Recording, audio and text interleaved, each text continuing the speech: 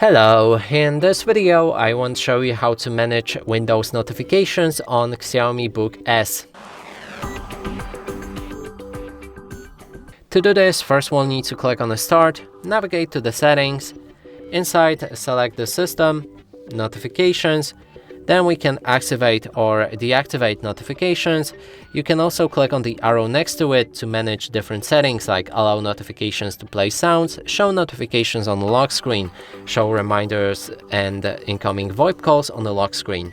There's also option to enable notifications for certain apps. If you scroll down, you can find all of the apps available for notifications and activate or deactivate them.